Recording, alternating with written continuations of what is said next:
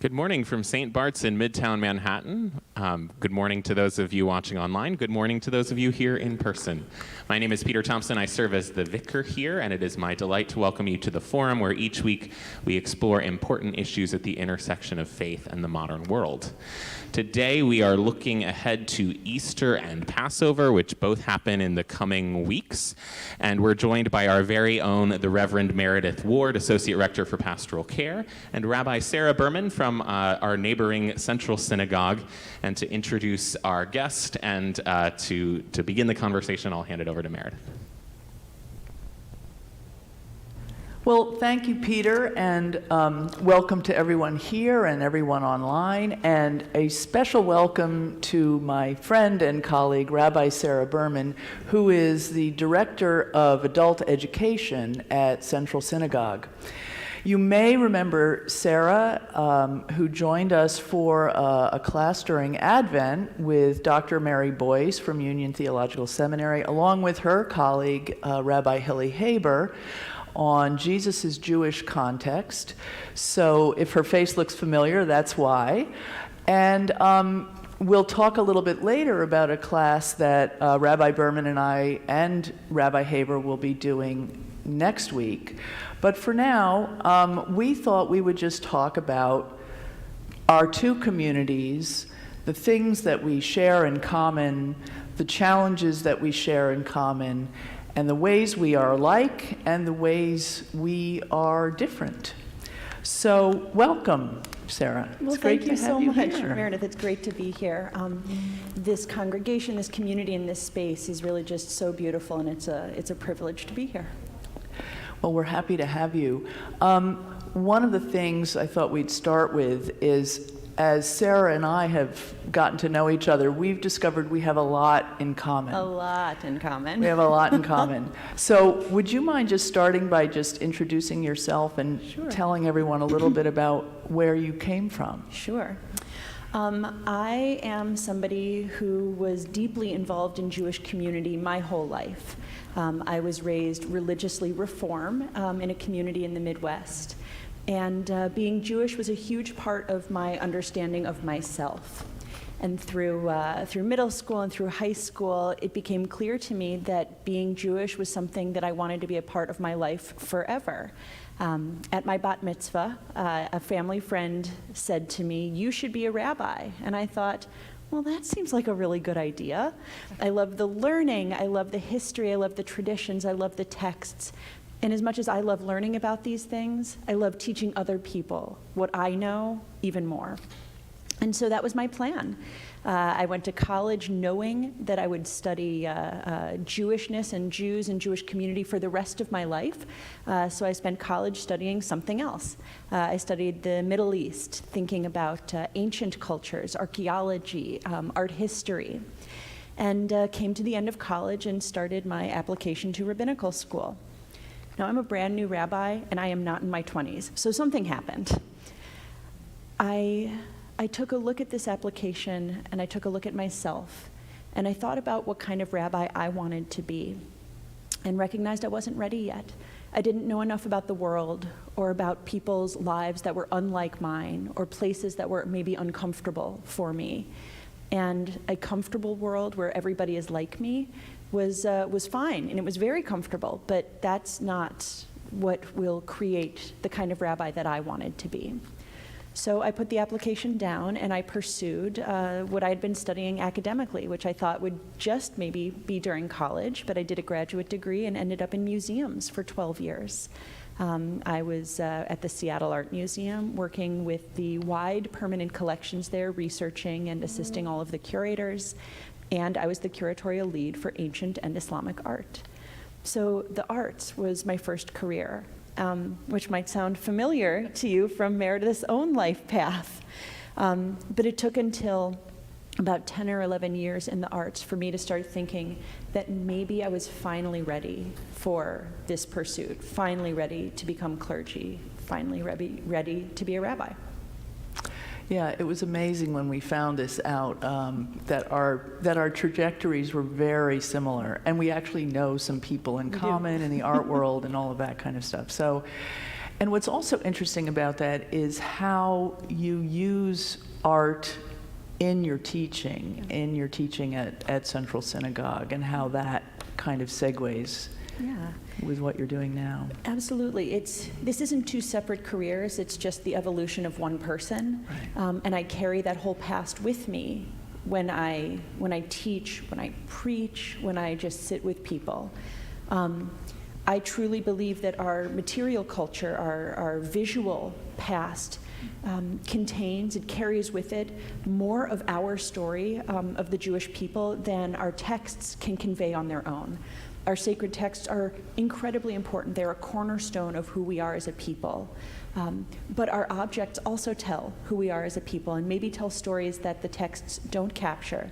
The stories of children and of women, of men in sectors of society that were not the academic elite. Art and objects tell us more truths about our past than texts can do alone. Yeah, and as some of you may know, we've been doing some of that here at St. Bart's, using art as part of our understanding of our texts and our tradition and how we understand our Bible stories. And sometimes they shed a very different light on familiar stories. And it's interesting to kind of explore that visual history as well. Mm-hmm. So you mentioned women. I sure did. And we were talking earlier about the way I think Central was recognizing Women's History Month. You had a conversation recently with Rabbi Deborah Prinz, which you can find online. Tell us a little bit about Rabbi Prinz and about your conversation and what that was about. The Reform movement, the Reform Jewish movement, has been around since the 18 teens, but has only been ordaining women since the 1970s. And so during Women's History Month, I had an opportunity to have a conversation. It's available on Central Synagogue's Facebook page, an informal conversation that we call Coffee with Clergy. And this was a double bill. My guest was Rabbi Deborah Prinz, who was the first woman to serve as a rabbi at Central Synagogue. She was the fourth woman ordained as a rabbi by the Reform movement. And we all need to understand that the American Reform movement was the first movement to ordain women. So she is, it's a slightly complicated history before that with private ordination and the ways that communities saw women without an official ordination. But Debbie Prinz, Rabbi Prinz, is the fourth woman to become a rabbi. It's extraordinary, and she served at Central. It was her first pulpit out of school. So my community, right from the very beginning, believed in women as clergy and believed that having women's voices, not just within the community, not just within lay leadership, but within the clergy itself, was important right from the very beginning. It is a privilege to serve in a place like that lives out its values to the degree that our senior rabbi now is a woman, the first woman to be the senior rabbi at Central Synagogue. That's Rabbi Angela Buchdahl. It is women in the rabbinate, women as clergy, is part of our history, and I wanted our whole community to understand that it's part of their history as well. Right. Yeah, and what's so interesting about that particular story is that I think you said Rabbi Prinz was ordained in 1974? 78. 78, okay. So this was right around the time that the Episcopal Church was looking at women's ordination. Some of you may be familiar with the Philadelphia 11, who were irregularly ordained in Philadelphia in 1974.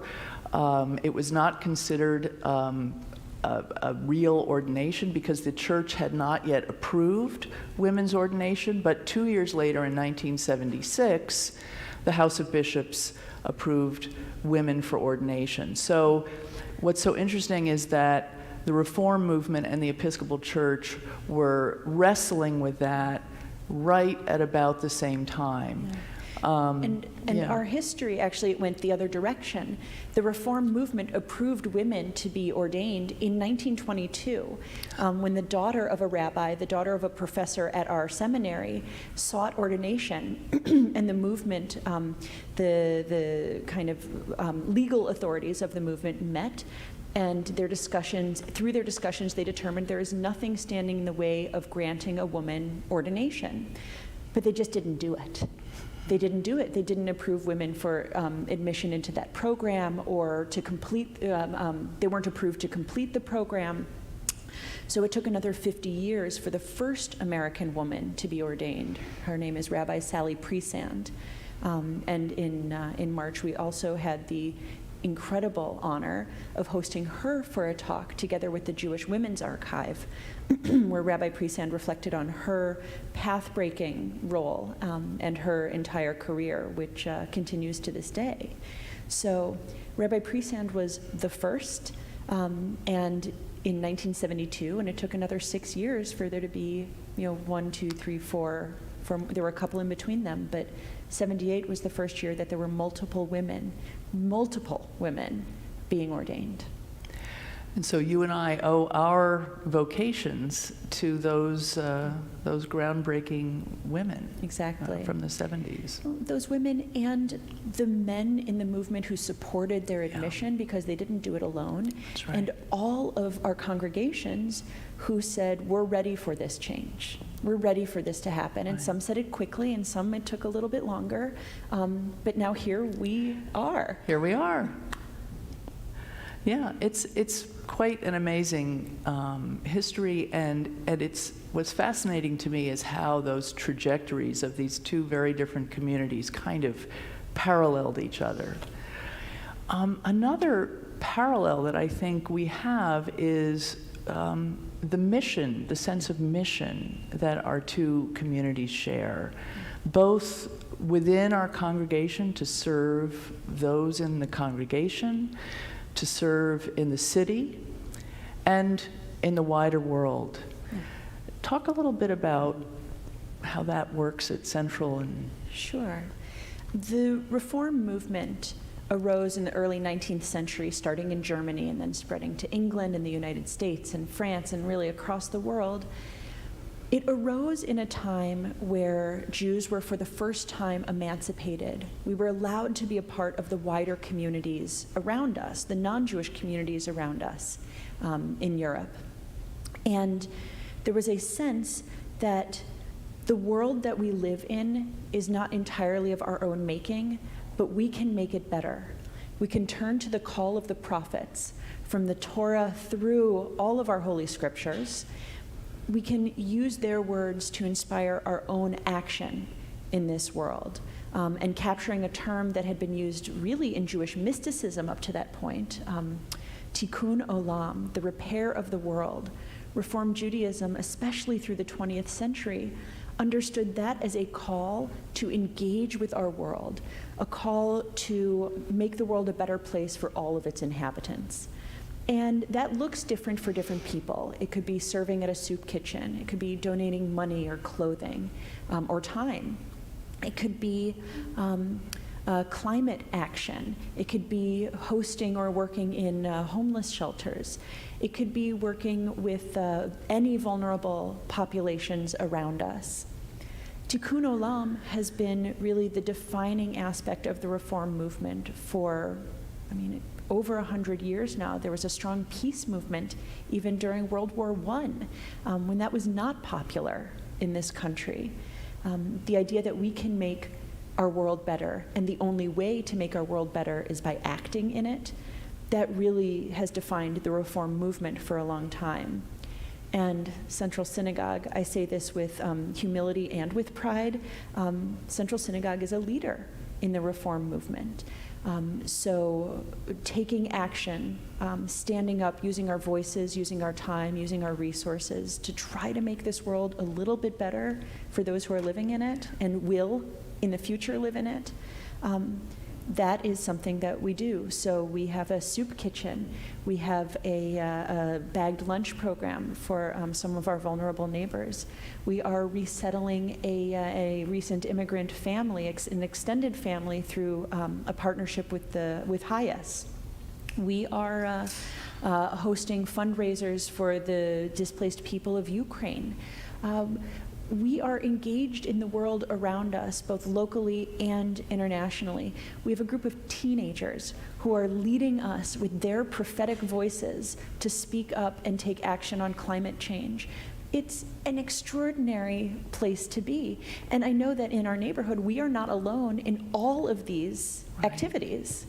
Right, and you mentioned time, talent, and treasure, which are three words that we use here to talk about stewardship. It's the word we use for giving back, and it might mean giving money, it might mean giving time, it might mean giving of yourself, your own talents, your own God-given gifts to serve in the church. And of course, for Christians, Jesus calls us to love our neighbor. We know that is our primary call. And we also have a soup kitchen, we have a bagged lunch program, but we also reach out in different ways into the community. And although we don't use the words tikkun olam, the spirit of that service is the same. And that's actually what I love so much about our relationship, and also our community's relationships, bigadol, like speaking in a large way. It's that we do so many of the same things, and they come from the same ethical and moral imperatives. Even though our traditions are unique from one another, we end up in the same place. Yeah. We have ended up in the same place for the past 2 years also. Yeah. In the midst of an unprecedented situation with this pandemic. And we were talking before we got started actually with our Director of Communications, Cara Flannery, about the ways in which St. Bart's has tried to continue to build community and maintain a sense of community when we're all locked up in our homes. And I know that Central has done an amazing job with that as well. And how has that worked for you? It's so interesting because not only have we tried to keep those who had been used to coming to in-person programs and services and activities, trying to keep them engaged when they could no longer gather together, we started to truly serve those members of our community who were not able to do that before, who we had been overlooking before, people who are homebound or live in rural or disconnected areas, places where there aren't other Jewish options and communities. We have been able to serve exponentially more people by offering what we do virtually. And as the world begins to open up in new ways, we're not going back. We aren't reopening. We aren't returning to what was before. We are creating things that are entirely new. Some of it may feel familiar because it's built on structures that we may have used before the pandemic, before that global emergency began. But the world we're emerging into is inherently and necessarily changed by everything that we have gone through and everything we have lost over these last years. It's also changed by everything we have gained. And this ability to connect genuinely, personally, humanly through technology is something that I never want us to give up. Gathering in person in this room is special and it's powerful. And it's made even more powerful because we are gathering with people who are in their own rooms right now. We are this huge interconnected web of community. And that's not something I ever want us to give up. And I know that that's true here as well. Yeah, it's absolutely true here. I mean, what has been amazing here at St. Bart's is the ways in which we have reached to people around the globe. I mean, this is not something that ever would have happened, I think, otherwise, under other circumstances, but we have people all across the country who join us in worship and in our programming and in our classes, and even as far away as Singapore. We have a family in Singapore who joins us. So it's quite an amazing thing, and it's, you know, some folks who have been coming back to worship here in person on Sunday are so glad to be back.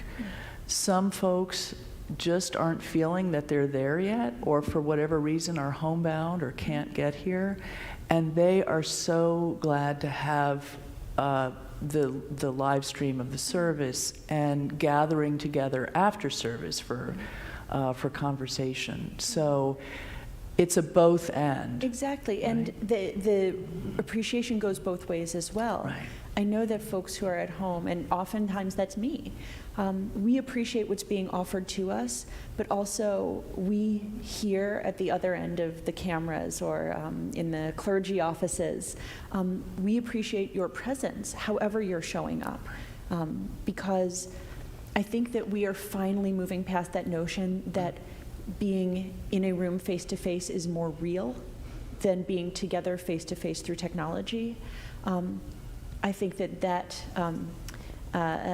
maybe mistaken assumption is something that we are finally moving past. Yeah, and I don't know if you found this to be the case, but we're finding that on Zoom, for example, we have some of the most incredible conversations that go deeper than we would have if we were just casually gathering in person. Absolutely. And the virtual technology allows more voices to be heard, Yeah. even because we can speak, we can chat, we can share our reactions and appreciations in different ways. So I teach a weekly, or I don't teach, I facilitate. Every person there is a teacher. I facilitate a weekly Bible study group that has been meeting for 31 years. I'm a newcomer. I've only been with them for about 2 years. And this group has been reading every single word of the Hebrew Bible, word by word, verse by verse, chapter by chapter, for 31 years. We have finally arrived in the book of Isaiah. I feel highly accomplished to be there. But this group, when it met together in a room every week, there would be 16, 18 people in that room out of 25 regular participants. And of that group, 5 or 6 would speak every time. And now that we're meeting virtually, this group has grown to about 40, with 35 or so people there every single week. And we regularly have 20 to 25 people speaking each time. Participation has changed. Our comfort, our ability to listen is maybe even expanding. Right. So, and it's that ability to listen to each other, that instinct that our communities have had for a very long time, listening across differences, across boundaries. And this is just one new way of doing it. That's amazing. Yeah.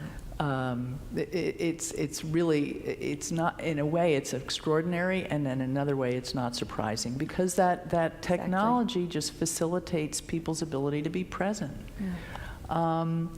So we've talked about all the things that we share, you and I personally share, and our communities share, and another thing that we share up to a point is our sacred texts. Mm-hmm. Absolutely. The words of our sacred texts and the inspiration they provide, the guidance they provide, and the struggle that we have with them. I think we share all of that. Our interpretations often differ. Our stories end in different ways. They branch in different places. But we share the Hebrew Bible in common. And that is part of our common history, our common origins. So from the book of Genesis up through, in the Hebrew Bible, up through 2nd Chronicles. I know it's a different order for Episcopalians. But the sum total of Hebrew Bible is shared tradition. but we learn it, we interpret it, we understand its truths in different ways, which is what makes studying together such a great opportunity. We don't learn things in all the things we have in common. We learn things in the places where there's disagreement, where there is difference, where there is space between. Right. That's, I think we've both said to each other, that's where the growth happens, right?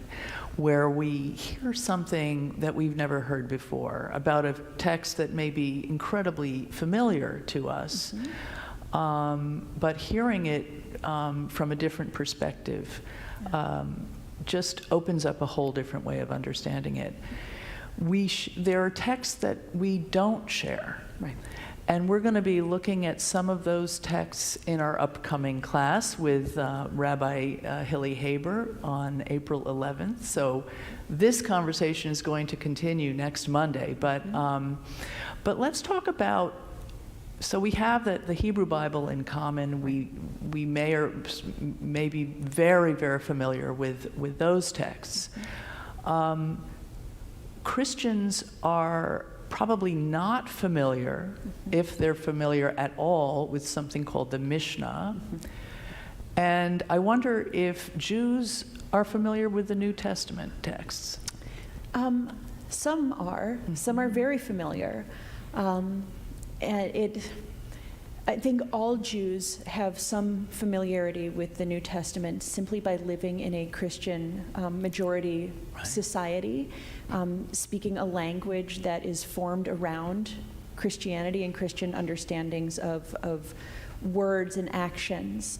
90% of English speakers are Christian, some denomination. So the world we live in is essentially, it's a Christian society. So there is familiarity, absolutely. But is there deep understanding? Often not. Because we have to seek out those opportunities to learn from each other and study together and really hear other people's interpretations of text and of tradition.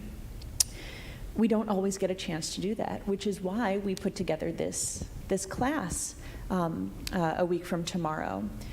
And just as we are not always familiar, we have some passing familiarity with Christian texts. We don't have, usually, most Jews don't have a deep understanding of the New Testament, of the Christian Bible. And similarly, the Mishnah, the first Jewish book canonized after the Bible was closed, the Hebrew Bible was closed. These texts, traditions, teachings, guidances, some Jews have some familiarity with, but do Christians have understanding of it? I seriously doubt it. There may be a few exceptions out there. If there are, please let us know. But I actually wonder if Christians have even heard of such a thing as the Mishnah, right, let alone what is in it. Right. So talk about how the what we were saying before about the New Testament and the Mishnah, what those... Yeah.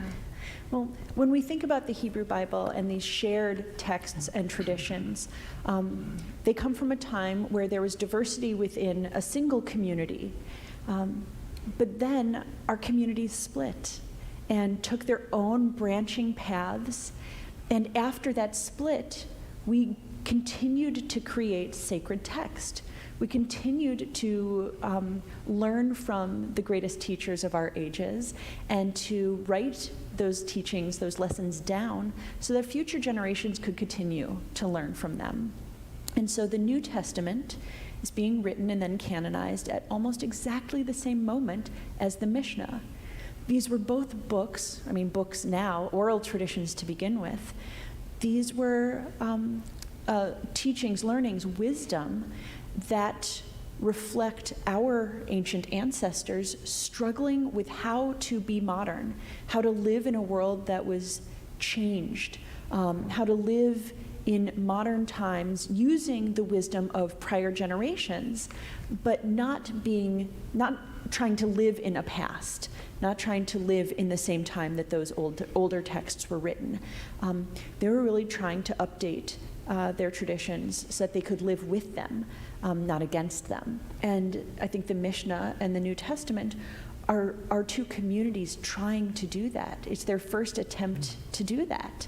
And of course, we both have continuing books and wisdom and volumes and discussions through time leading up to today that continue that struggle to live in the world that we have while maintaining the traditions and the wisdoms of prior generations.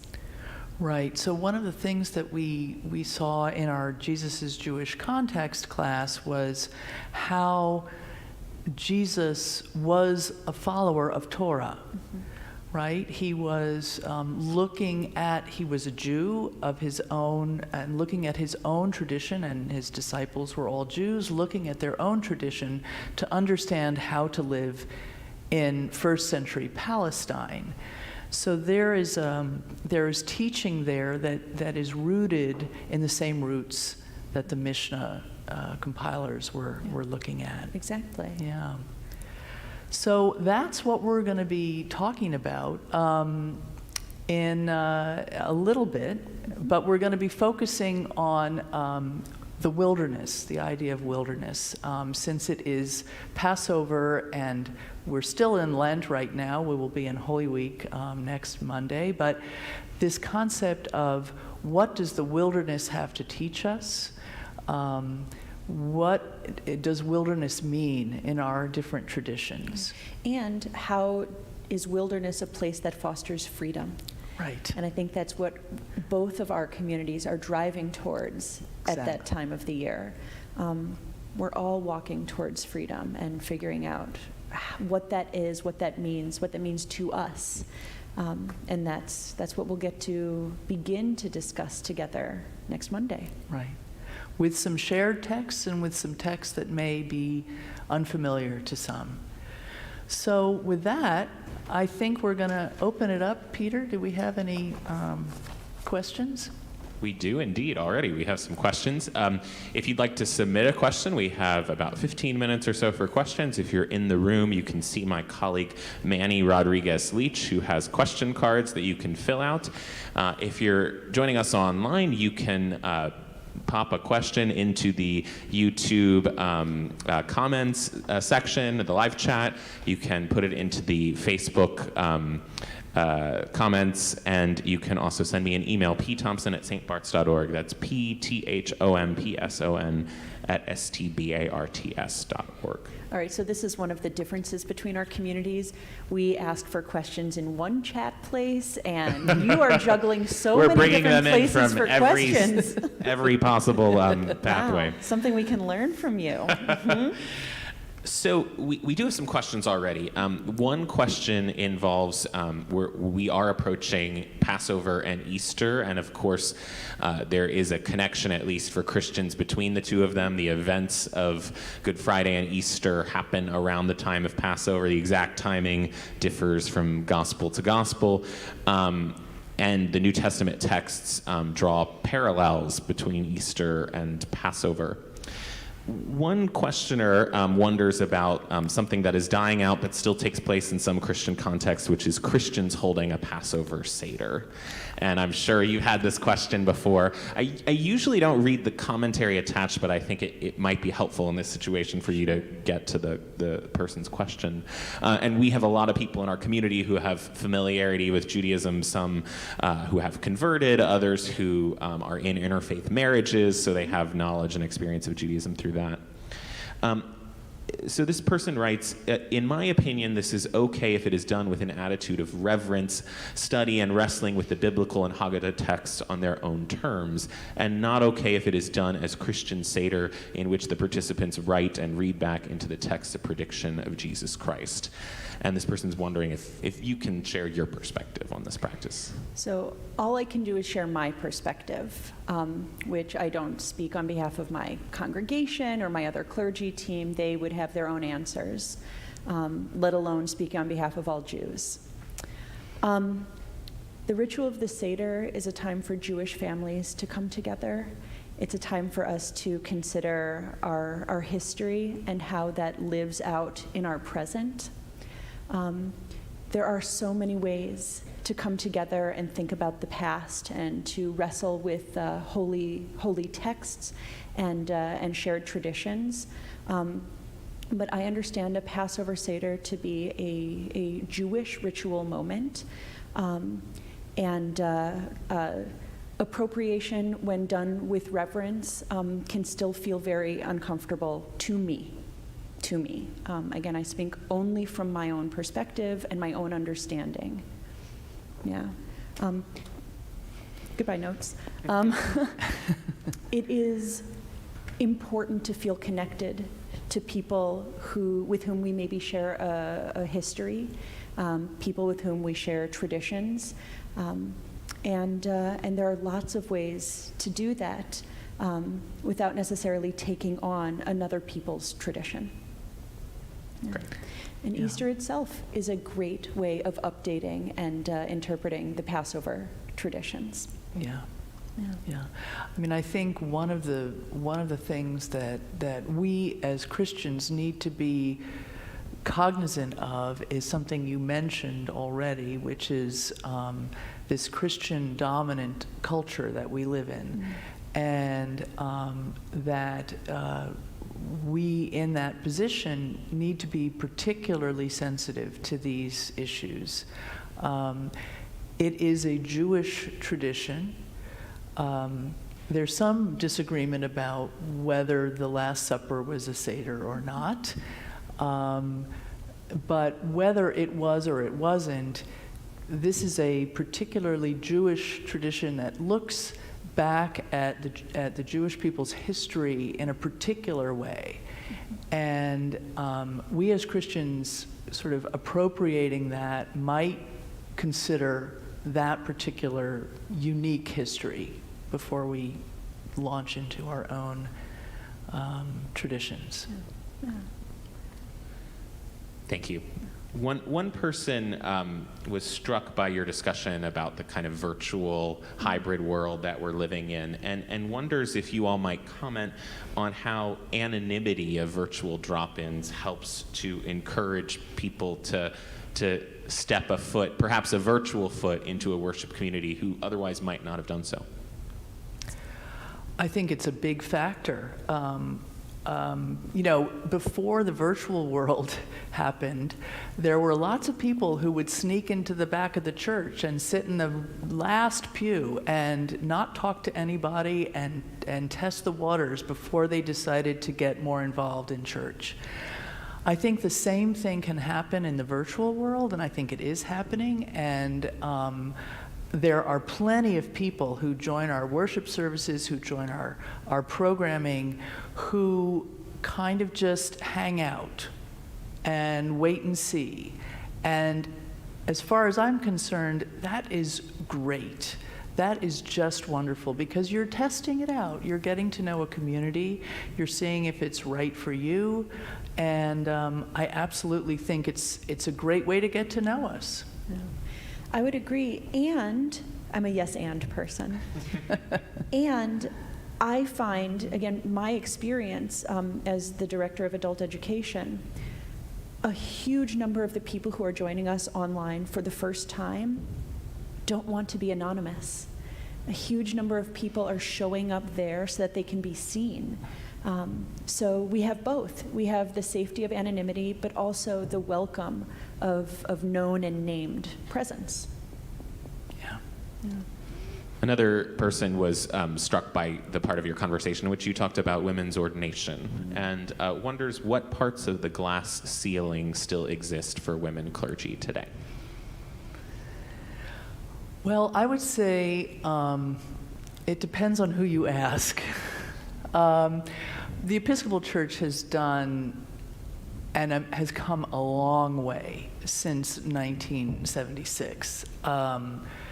There are lots of women bishops. We have had a female presiding bishop who is our sort of first bishop among bishops. We have It's your senior rabbi. our senior rabbi. Yeah. Well, but a bishop. So we have lots of women rectors of churches. We have lots of women clergy. There are still places, there are still congregations, and there are still places in the country which are reluctant, shall we say, to call a female priest. So I think there's still work to be done on that score, but we've come a long way. The Reform movement is, the Reform Jewish movement is the movement that I know the best. So I can't speak to Reconstructionist Judaism, Reconstructing Judaism, or Conservative Judaism, or Orthodoxy, and its many variations. But I can say in Reform Judaism, we still are struggling with pay equity. Just like in most of the world, women tend to take more time to care for families or raise families or care for aging parents, and working part-time or taking chunks of time in a career out of the workplace affects a woman's pay over the course of her career. This is something the movement is working on as a movement, and we haven't solved yet. Also, the leadership of our rabbinic council, our rabbinic network, the professional leadership is now a woman for the first time. And we have had presidents of our Reform movement and of our rabbinical college and cantorial school. But the professional leadership of the rabbi who runs the Union for Reform Judaism, the head of our Hebrew Union College, Jewish Institute of Religion, those have never been women. So we still have more of a comfort with seeing multiple male leadership within a single congregation, where there's still a leeriness in some places to have all female clergy. Mm-hmm. There's a way to go, but it can only happen because of all of the advances we've already made to this point. We still have a few more minutes for questions, so by all means, fill out a note card and hand it to Manny. You can put your questions and comments into the live chat on YouTube, comments function on Facebook, or email me, pthompson@stbarts.org. How can Central Synagogue and St. Bart's work more closely together? Love that question. Well, that's what we're hoping to figure out together, and with all of you, and with all of you. Yep. My purview is adult education. That is where I get to make some of the decisions, and so that's where we're starting. We are starting with, we already started with the class with Dr. Boyes and getting to learn from her together. And the next step is this conversation where there's some more of that interaction through the question and answer. But next Monday, the conversation is going to change remarkably, because it will be the first opportunity for our communities to talk to each other and not just through us. We will have, this is a virtual program, a virtual learning session, which will have breakout rooms and the ability to have guided and structured conversation together. And if you decide not to answer any of the questions we pose you and just talk to each other as people, that's a victory too. Exactly. And this is hopefully the first of many opportunities for us to learn and gather and build together. Right. Yeah, and I think the foundation of whatever work we do together in the future will be founded on our getting to know each other, quite simply. The way, the way Sarah and I have gotten to know each other, and hopefully building community together, building friendships together, and building understanding together. And then who knows what we can do. Okay, I think this will be our final question, unless something comes in at the last minute. Someone wonders if you can speak, Rabbi Berman, a little bit about the tradition of Midrash and its relationship to the canonical texts. Absolutely. Midrash is its own canon. Midrash is a verb, Midrash is a noun. Midrash, or based on the root drash, is explicating, explaining, exploring text. We call our sermons drashot. Midrash, though, specifically as a body of literature, It is the flesh that is put onto the bones of biblical texts. Midrash is the historic through modern struggle with the questions that the Hebrew Bible leaves behind.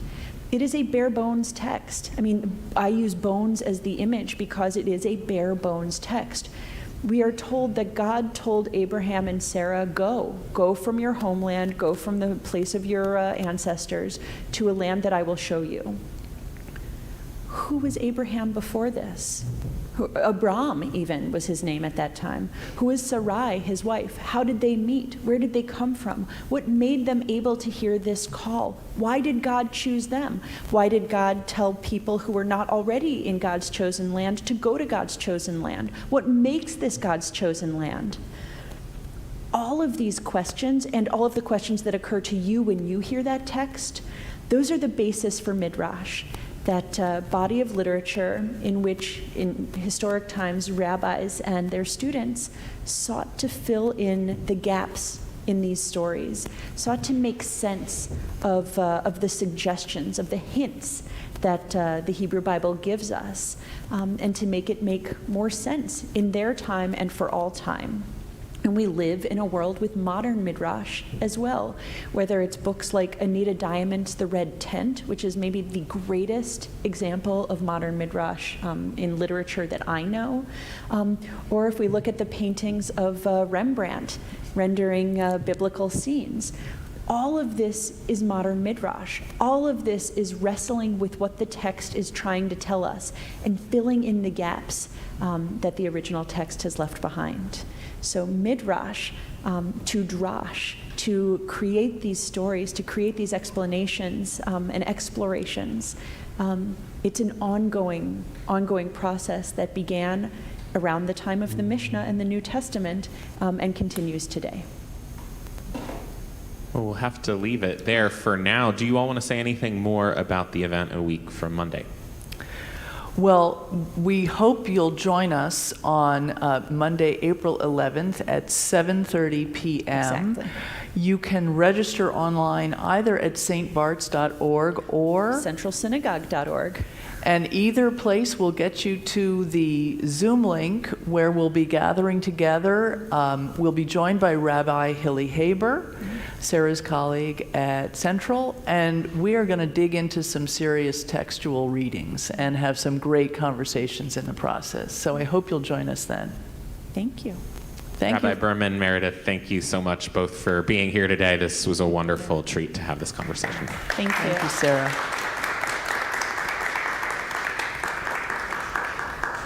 And thank you all for being here today, too. We hope you'll join us for worship in just a few minutes at 11 a.m.